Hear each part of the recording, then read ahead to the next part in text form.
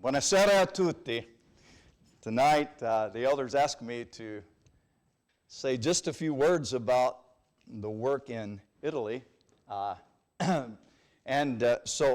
I never turned down an opportunity to talk about the work in Italy, so I'm happy to do that tonight.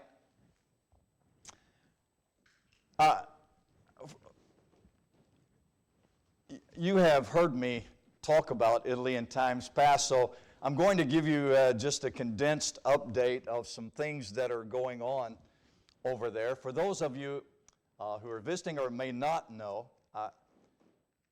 Jeannie and I have been associated with some of the Christians in Italy since the time before we were married. We were all college students together, knew each other in Tampa. We left and went our separate ways. Jeannie and I got married. We came to Kentucky. The others moved back to Italy. And in just a short time, we were having fellowship with them in their work there. They were coming here and visiting. The elders were sending me over there to encourage them in their work and to have a better understanding of what was going on. I had the opportunity during those years to study at Western Kentucky University from an Italian professor who could not speak English very well, but his Italian was absolutely great. And it was really just a providential moment. He came just the semester that I went up and asked about studying, was his first semester. And when I left and moved away, he left and moved away and went to Binghamton, New York to teach in the university there. But during the time he was there, we studied together. He was a great help to me in learning the language and became a great friend not only to me but to several of the Italian preachers who would come over. He would invite them to campus as guest lecturers at the university, and we enjoyed some good times together. I say all of that to say to you, somebody asked me how many trips I had made to Italy. I don't have the foggiest idea how many trips I've made to Italy in my lifetime, nor how many months of my life I have spent in Italy. But I would tell you that since 1977, we have all known each other, and short a few years after that is when we began working together as evangelists in the work. I wanted to tell you just a bit about where I do a lot of my work and where I'm going to be talking about tonight. This really doesn't work, does it? You see Venice up in the top right-hand part of Italy on the Adriatic coast. If you continue going around that Gulf of Venice there, you see the town of Udine that is back about halfway between the Adriatic Sea and the Austrian border. And if you continue coming all the way around to the border of Slovenia, almost all the way to Croatia, that's where the city of Trieste is. And that's where Jeannie and I made the base of our operations many years ago there. Gianni Berdini lives there in Trieste, in that area. He's been working with the church there since 1980. And now he serves as an elder and evangelist for the church in Trieste and also for the church in Monfalcone. He is their full-time evangelist as well. If you just drop down about halfway down in the boot, you'll see the city of Rome. There are about 5 churches in that area that I have worked with through the years, a couple that I continue to work with on a fairly regular basis. If you drop on down to Naples, where you see Mount Vesuvius, if you go around to the back of Mount Vesuvius, you pass through Pompeii, and you will come to a town called Poggiomarino. There's a church there. Eliodoro Ruggiero is the preacher there. We were just with him just a few weeks ago and had a wonderful weekend together there with the Christians there. There are churches all the way down into Sicily. and churches up in the Tuscan area. You see Florence, Siena, Pisa, Livorno.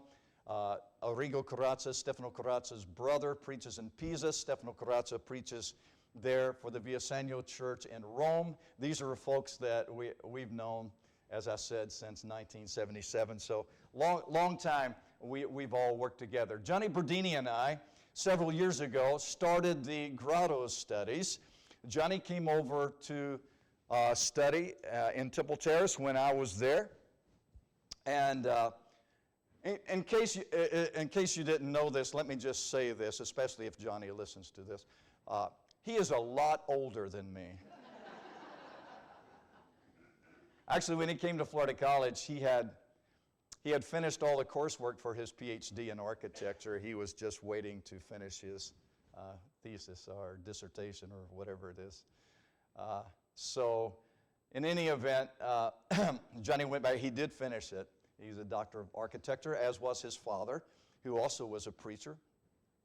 Johnny and I have worked together for many, many years, and we work closely together. And I would say, of the work that I do in Italy, all the way from the north to the south in Sicily, the vast majority of my work, I would say 3/4 of my work now takes place in the northern part of Italy and takes place with this guy right here. So there have been some recent baptisms there. I want you to know that the gospel is alive and well in Italy, and conversions are continuing to happen in Italy. This young couple is a remarkable couple. They found Johnny because of their web presence on YouTube. They live stream their services, and then they place them on the YouTube channel. These are folks who were very disillusioned with their religious heritage. I won't go into that a lot. I'll just say that they became very disillusioned with the religious heritage that they were brought up in, and they were looking for someone to teach them the Bible. And when they came across the YouTube channel where Johnny is preaching, the thing that fascinated them was every video they looked at was a Bible study. They studied the Bible. They were blown away by that. And they started listening, and they listened for several months before they ever even contacted him. And then they finally contacted him and told him they had a few questions, and he said, "Why don't you come over here?" They said, "No, we'll just ask you on the phone." And but in time, their fears were abated, and their confidence, not just in Johnny Berdini, but their confidence in the Word of God was stronger and stronger. And they began going over, meeting with the church in Monfalcone, the church in Trieste, spending the weekends there so that they could be with the Christians there. And they were both baptized just not too long ago. And then Samuele Maiton was just baptized not too long ago. He's a young man that I've known him since before he was born, because I knew his dad when his dad was just a young man. And then his dad got married, and he was from the Trieste church. He married a girl from the Udine church, and they have 2 children. This is their oldest, their son. His name is Samuele, and he was baptized just maybe 6-8 weeks ago. And so we're very encouraged about that. I wanted to tell you about one of the public Bible conferences that we just had over in Trieste, and we will have soon in the city of Monfalcone. You don't know who this guy is. He would be the Walter Cronkite, the Dan Rather, the Brit Hume, or whoever the well-known broadcasters, journalists are. That's who he is. He is a very famous Italian television journalist. He is a writer. He has a talk show. He's not Sean Hannity, but you know, he does what he can. He actually plays for the team on the left, if you can say left, and I mean far left. But he's extremely popular. He was a politician as well. He's done everything.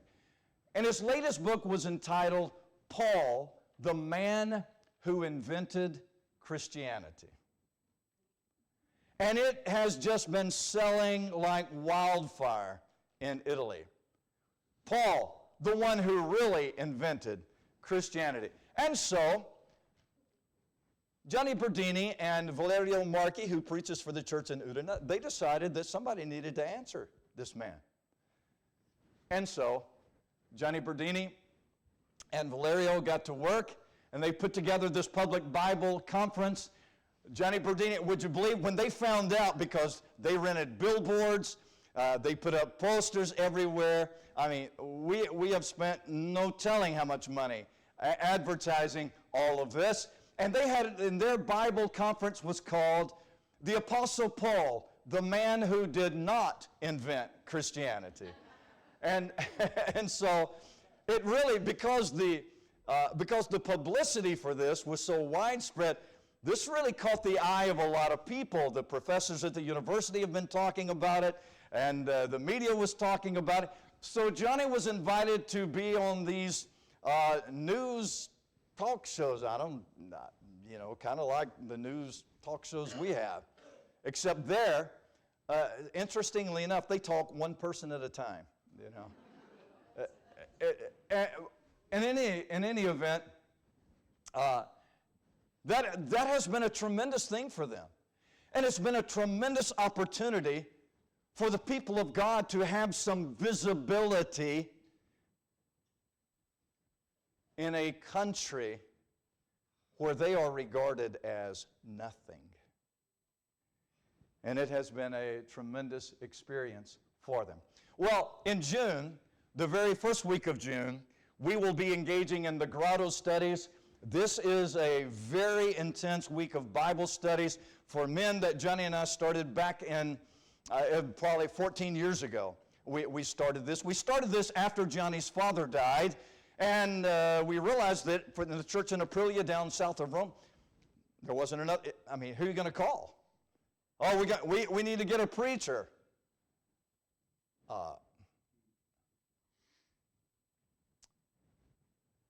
We need to be developing some preachers. Not long after that, Stefano Corazza's father, Sandro Corazza, who was preaching at Villasenio, he died. Those two patriarchs had been converted during the 1950s, and they had blazed the trail for their sons and for several of these churches now that are established there, and folks that we are working with and spreading the gospel there. One of the things we determined was those first men who were converted after World War II, when missionaries went back over there to carry the gospel there. Those men were converted, they were supported by American brethren, they were helped, they were encouraged, and they were given the resources they needed to start the work, to print the materials they need. You can't call the local bookstore and just order class material and tracts and teaching material. It didn't work like that. There is none. So if you want teaching material on something, you have to write it first. Then after you write it, you have to print it and publish it. And so that became an enormous work. After that second generation, their sons came behind them, their sons preaching the gospel as their fathers had done. Now their sons, like Gianni Berdini, like Stefano Corazza, they wouldn't appreciate me saying this, but they're old. They're not old, but they are. They're not young. And as they came into their 70s, it became obvious that in just a few years there's going to be the passing down of the baton again to the next generation. And one of the things we determined, and Johnny and I have talked a lot at length, hours and hours about this, the paradigm in Italy and so many other countries, I'll talk about Italy, but the paradigm has been send some American preachers over there, convert some men teach them to preach the gospel, raise support for them, mail support to them, let them preach the gospel. The next generation comes along, they need preachers. Find somebody, bring them over here, train them, send them back, send support to them, support them to preach the gospel. And I told Johnny, look, we're about to have the third generation coming to bat here. Part of the New Testament gospel is teaching churches the principle of congregational autonomy and teaching these Christians to do their own work with their own resources in the way that they can do it. And one of the things that is going to be true in this next generation is this paradigm that every little congregation has to have its own full-time preacher who's writing to the states, who's asking people to mail money to. That paradigm's got to stop. It's got to be broken. There's got to be a new paradigm there.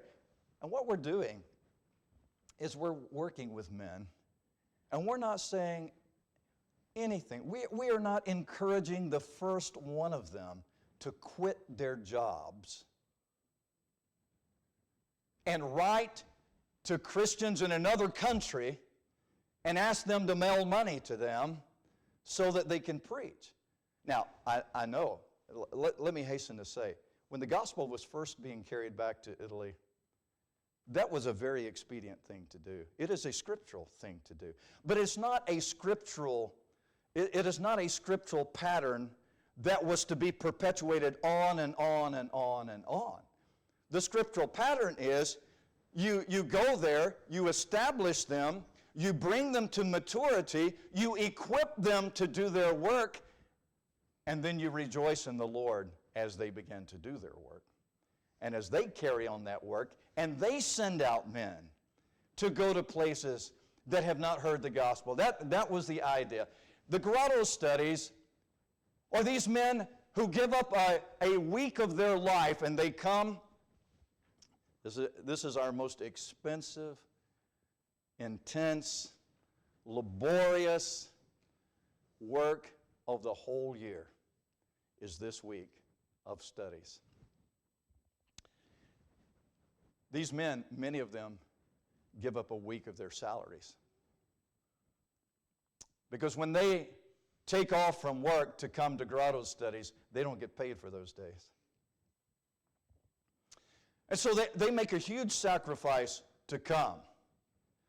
And our agreement was, as we're working with this, we were going to try to put together the resources that were necessary to host the studies. So once they come, then we're going to provide the things that they need. They're going to have a place to stay, they're going to have their food to eat, they're going to have their study materials. But they're going to have to get there, and they're going to have to sacrifice whatever their vacation time, or most of them that week without pay, in order to be there. But our idea was, we're going to equip these men to teach Bible classes, to deliver sermons in local churches, to be able to host public Bible conferences like the one that we just did there in Trieste. We're trying to train them and equip. We're not asking any of them to quit their jobs. They're supporting themselves. We're asking them to equip themselves to take their part, sharing together in the work of the gospel in that local church. Folks, right now in Italy, that is a paradigm that will work. The American paradigm will not work in Italy right now because of the way their economy is structured and the way things work there.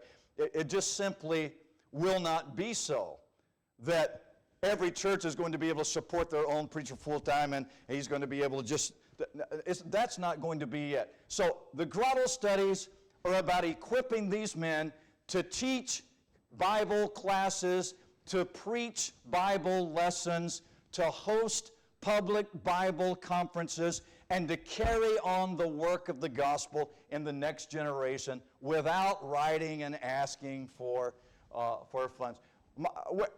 I put Michelle's photo up here with me because he is one of the ones, he lives in Rome.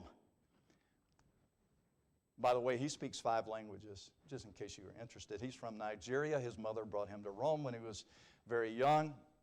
His mother came there to work and to provide for her children. His sister is an orthopedic surgeon.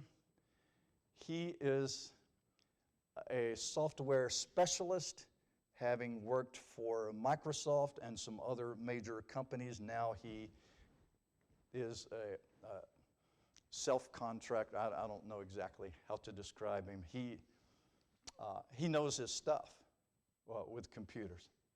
He is a pillar in the church in Villaseñor. He's going to be with us this year for the grotto stay. He'll have to take a week off of work, and he will come. And he will be with us there. But not only him, there's several others from other places in Italy who are hearing about this, and they're coming for the very first time. That's exciting for us. It's also, you understand, more expensive for us, because once they get there, we're footing all the bill for everything. But we are so excited to have the opportunity to do this, and we're so excited to be working with men of this caliber. I will tell you, this is not a silly thing. It's not a casual thing. This is what I'm trying to say.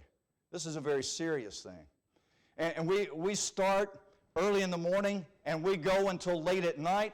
And these classes are structured, and these time periods are structured, and everybody is there for a reason, and we get down to business, and we have conference rooms, and we have breakout sessions with smaller groups, depending on, because some of the guys are very experienced, some of them are there for the first time, and we have different things going for different ones, and we have different kinds of studies going on. We have textual studies going on. We have doctrinal studies going on. We have some very practical kinds of instructions that go on in these studies.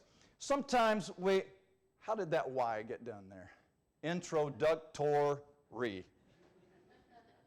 Introductory study of Islam. One of the things we do, the material that we use in Grotto is, I will just say, serious material.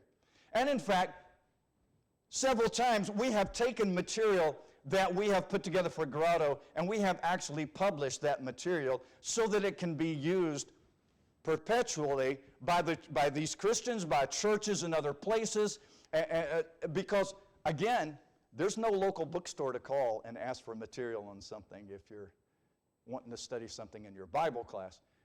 You have to write it, you have to print it, you have to publish it. And so we try to do that with the studies. That was a study on Islam. We did a study on the formation of the text of the New Testament.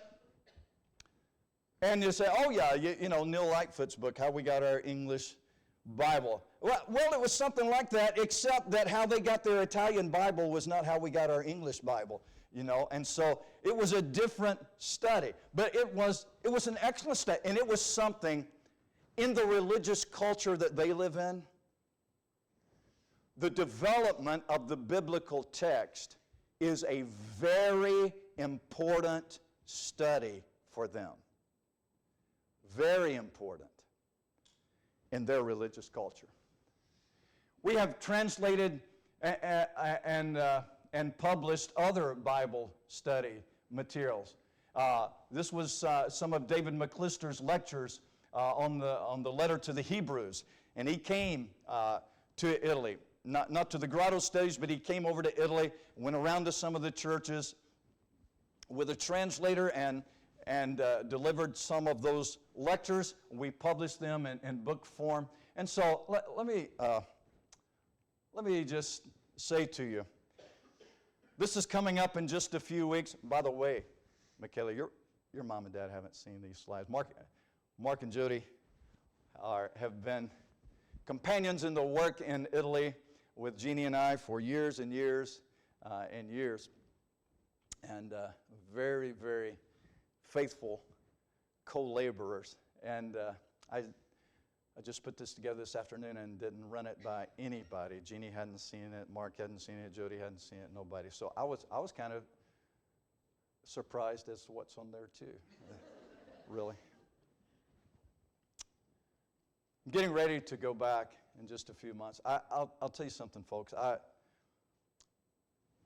went back for a trial run in January with a lot of fear and trepidation, not knowing if health-wise I could do it or if I should. I went back in March with more confidence. And I know you can tell even this week, I'm not recovered from everything. But I'm a lot further down the road than I used to be. If you had seen me in October and November, I certainly have made a lot of progress since then. The grotto studies are usually at the end of August. This year they got to move to early June. I hope that never happens again. But it's hit us as a surprise in a lot of ways. It knocked off 3 months of preparation time to get ready for those. It also knocked off 3 months of preparation time and putting together the resources we need to get all of this done. And I would say to you also that the other challenge with the Italian work over the past year has been that because of my health situation, I have not been able to make some of the contacts and travel and do some of the things that are part of trying to put together the resources that it takes to do the work there. The folks here have been so kind to me through the years with this work, and you have helped me, and I have appreciated that very much, and I wanted to say thank you for that again this evening. And I so much appreciate your interest in this work, and I so much appreciate the elders telling me to take 5 minutes, and so I've talked 15. I'm excited about this work. There are good things going on there, and I appreciate you all having fellowship with me in this and sharing in the fruit that surely abounds to your account as well. We're going to talk about biblical confrontation. It seemed the appropriate thing to do after talking about marriage last night, that we would talk about confrontation tonight. I want to start out just by saying this. There are different kinds of conflicts, and I'm not going to spend a lot of time on this, but I just want to make this point. There are different kinds of conflicts. There are conflicts over matters of faith, and there are conflicts over things that are not matters of faith. And one of the problems is we don't always understand what is a matter of faith and what is not a matter of faith. A lot of times a matter of faith is if I have a problem with it. And a lot of times, what's not a matter of faith is what you have a problem with, but I don't. So I understand there is something simplistic about that, but you do understand the fact that having a disagreement over whether a preacher should have a yellow tie or a red tie, that may be a disagreement, but that is not a matter of faith. Now, you may have a preference as to what kind of tie or what color shirt or whether or not he has shoes on or boots on. You may have a preference about that, but that's not a matter of faith. And I'm saying to you that as we talk about biblical confrontation, let's be sure that we understand we're talking about things that, right or wrong, we are perceiving these things to be matters of faith and matters of sin or righteousness. And then two principles I want to establish here very quickly. Number one, spiritual unity in the body of Christ must be based on spiritual truth. Spiritual unity has to be based on spiritual truth. Be careful about this, because it is easy to be persuaded by something other than the truth. And sometimes the easiest thing to be persuaded by are other people. Maybe your family. It may be the folks in your local church. It may be some of the folks in your local church. It may be you're being persuaded by your desire to embrace everything, so as to include all of the folks around you, even though it's clear that there are some remarkable differences in what they're believing and what they are practicing. And I'm saying to you, as we are striving to come to unity in Christ, let's be sure that we're going to come on the basis of truth. And secondly, I want to say this to you tonight. Issues change, but truth doesn't. And so I say that to say that if you want to have spiritual unity, don't allow yourself to major in issues. And I mean by that, don't let your faith be totally defined by the issue of the day. Do you know what the danger is with that? There are a lot of dangers with it. But the issue of the day changes. And if somewhere along the way, your entire faith has been built around this one thing, circumcision, the question of circumcision. Where do you stand on circumcision? What do you think about circumcision? How is your position on circumcision as compared to... The question of circumcision was spreading like a wildfire through some of those early churches, wasn't it? It was a problem of the first degree, so much of a problem. The folks at Antioch decided they were going to send Paul and Barnabas to Jerusalem, and they were going to get to have a discussion there about this issue. It was a huge issue.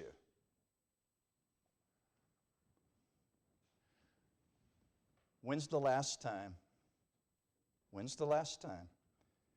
you heard about a church around here that split over the circumcision question? You see my point? And I'll tell you something, folks. You may have an issue that you will nurse until the day that you die, but your children aren't necessarily going to be nursing that issue. And if their understanding of the foundation of faith was all about that issue, and that issue is not even an issue anymore, then what happens to their sense of identity as far as what is truth and what is the basis of their relationship with God? Do you see the problem here? Issues change, but truth does not. So let's be sure that our unity is being built on spiritual truth, and not just because we take the same position on this issue. Come on. We need to grow past that. Well, we're in Galatians chapter 2.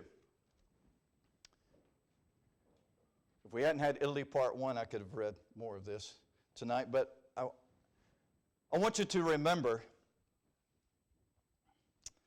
the Apostle Paul is rehearsing his background, and he's reminding them he went up to Jerusalem with Barnabas, taking Titus with me.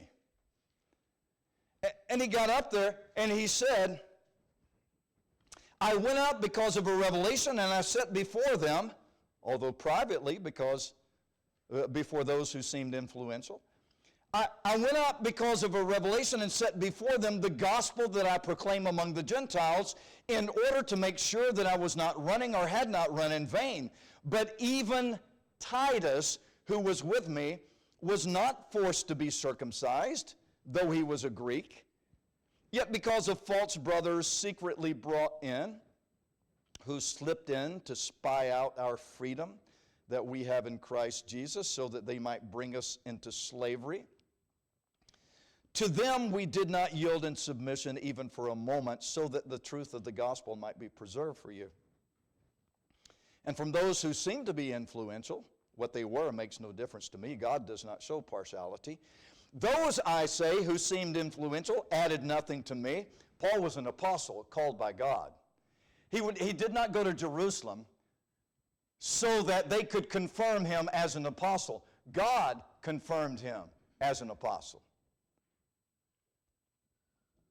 On the contrary, he said, when they saw that I had been entrusted with the gospel to the uncircumcised, just as Peter had been entrusted with the gospel to the circumcised, for he who worked through Peter for his apostolic ministry to the circumcised worked also through me for mine to the Gentiles.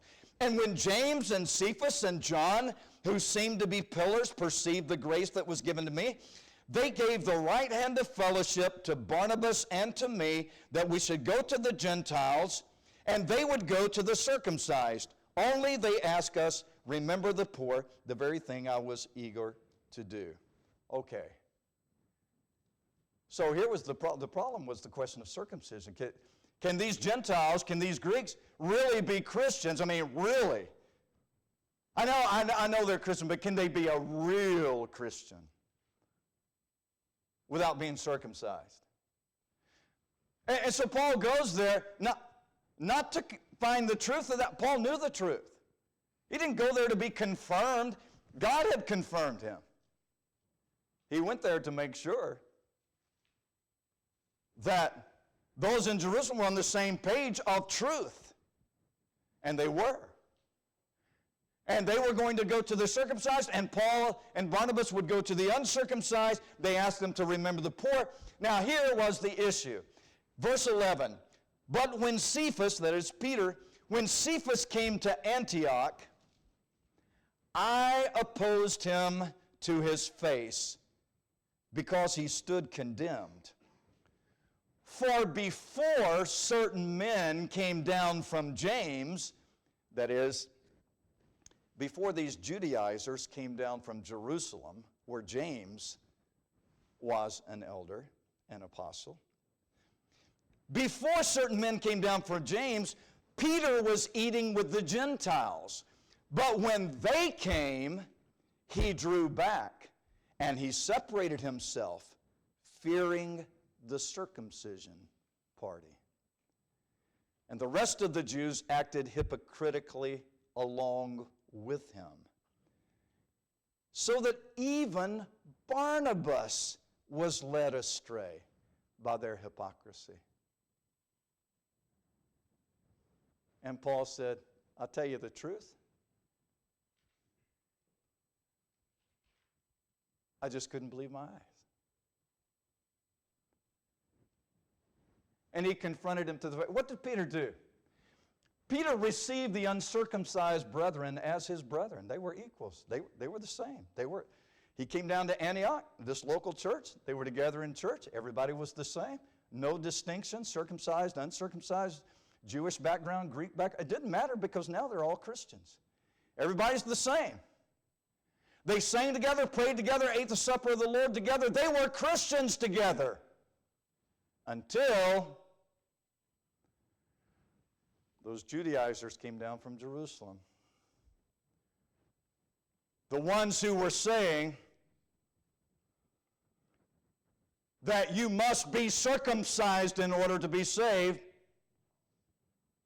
and they would never defile themselves with those uncircumcised people. Let me tell you something. Those weren't just uncircumcised people. Those were brethren. But here was the deal. Peter was an apostle of Jesus Christ. He had come down to Antioch. Paul and Barnabas had done a wonderful work establishing that Gentile church. They had Jews in that church. They had Gentiles in that church. But as far as they were concerned, they were all the same.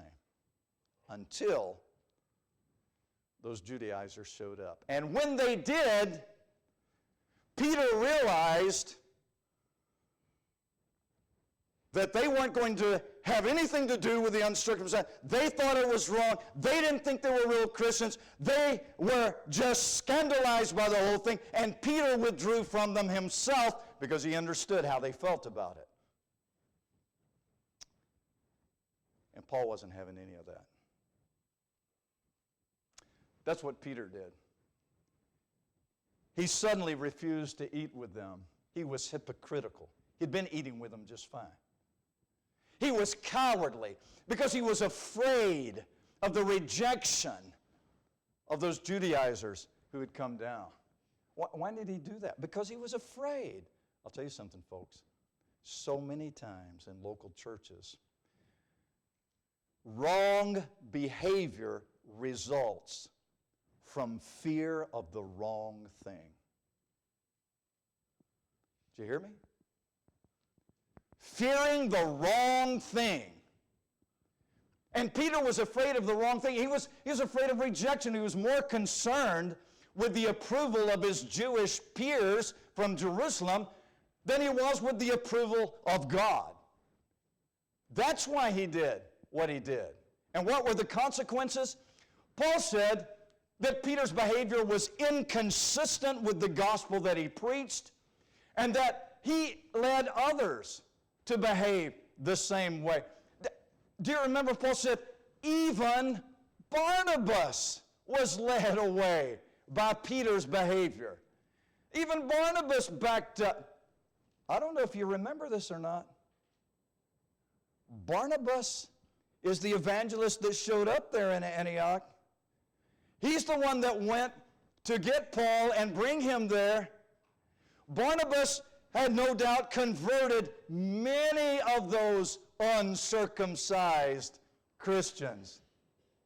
You want to know how hot and delicate this situation was? The guy who had taught them the gospel and baptized them in the Christ, even he's backing up from them. It's no wonder Paul was having a fit. It's no wonder he was upset. It is no wonder he is going to confront Peter about this.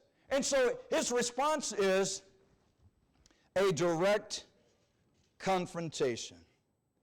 When I saw, I'm in verse 14 of Galatians chapter 2, when I saw that their conduct was not in step with the truth of the gospel. Folks, you remember what I said? Spiritual unity must be based on spiritual truth. And Paul said, I saw what's going on here. This conduct is not in step with, it's not in accordance with the truth of the gospel. I said to Cephas before all of them. This wasn't something Paul did privately. He did it publicly. And why? Because this was a huge public mess. It was not a private, personal sin. It was a public issue that had affected the entire church. And they're being swept away.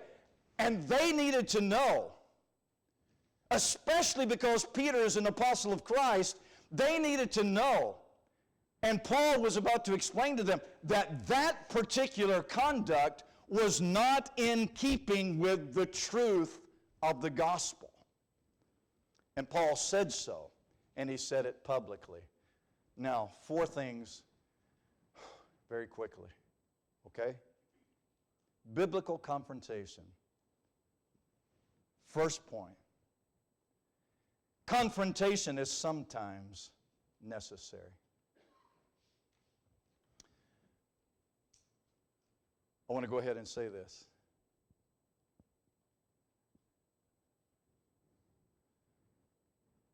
If you like confrontation, if you delight in confrontation, you're part of the problem. Nobody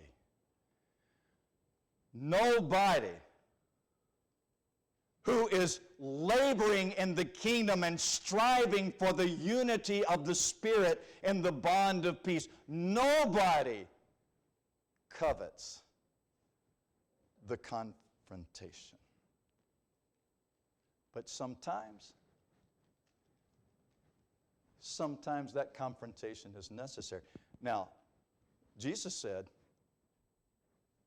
if your brother has sinned against you, if there's a personal sin against you, go to your brother privately, between you and him alone.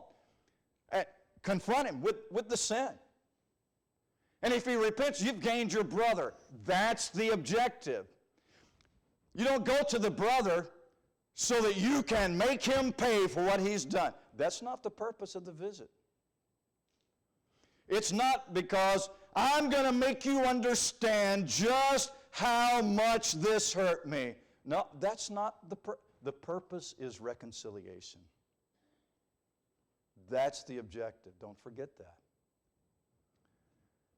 Sometimes personal and private confrontation is in order. Jesus said so. Sometimes, as in the case here, where Peter had sinned in front of all of the church, and then Paul had to correct it in front of all of the church. Sometimes that's necessary. Sometimes confrontation is unavoidable.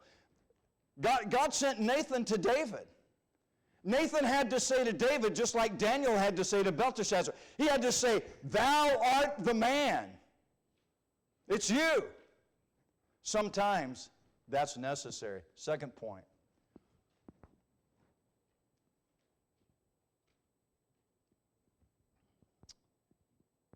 If you think confrontation is necessary and you're about to engage in it, you need to remember these principles. Consistency is important, and so is humility.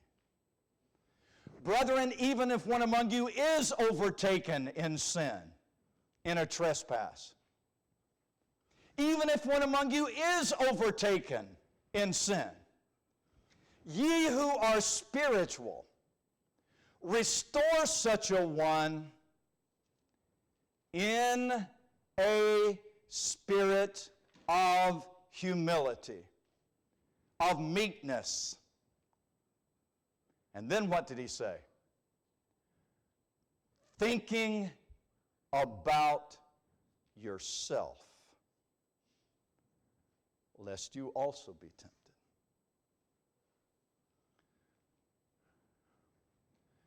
I'll tell you something, folks. Confrontation is not a pleasant thing. Sometimes it's necessary. When you go, make sure it was necessary. And then make sure when you go that you go with an attitude and a heart of humility. The third thing is that in dealing with this confrontation, you need to keep in front of you from start to finish that what you are seeking here ultimately is God's approval and not man's. Peter got confused for a while. Paul, in this moment, was not confused about that. Paul, in this letter, has already said, do you think I'm trying to please men? If I were trying to please men, I would have never started serving Christ. Paul was a Hebrew of the Hebrews. He was a Jew of the Jews. He had his life laid out before him. If it was man's approval he wanted, he would have never done what he did. We're all about seeking God's approval. And then finally, let me say to you that in matters of biblical confrontation, when they have to take place, don't ever forget that the way you behave in that confrontation is going to influence other people.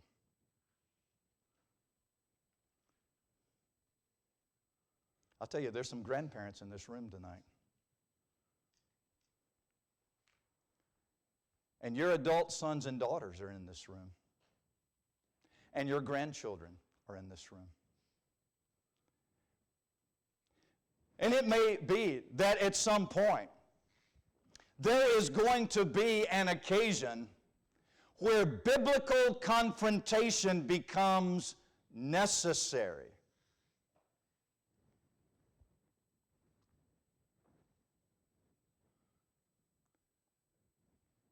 For the sake of your children, for the sake of your grandchildren, for the love of Christ. It matters how we behave.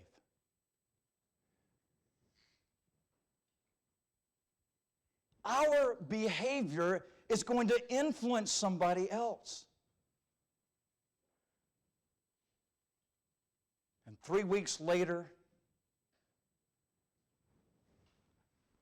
after the bomb has exploded, and we're going around counting corpses and picking up pieces, it's a poor time to decide, I should have acted better.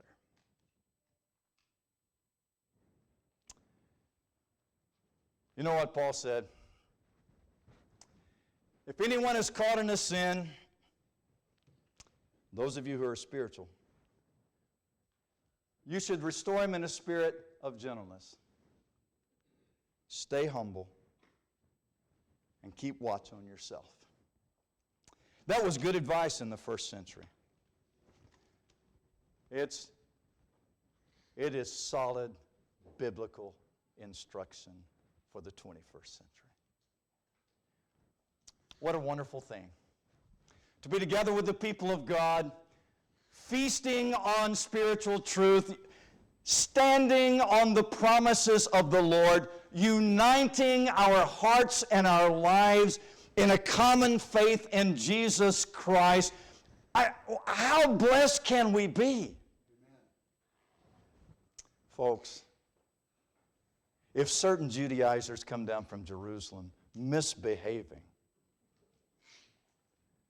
let's remember who we are. And above all things, let's make sure that in our speech and in our behavior and in our love, let's make sure that we are reflecting the light of Jesus Christ. And if we do that, loving God, loving truth, striving to keep the unity of the Spirit and the bond of peace, all the blessings will come down from the Father of lights, from whom there is no variance, neither shadow of turning. If you're here tonight, not a Christian, what a wonderful night for you to come to the Lord, confessing your faith in Him and being united with Him in the watery grave of baptism. If you're a child of God and you need to come home, won't you come tonight? Well,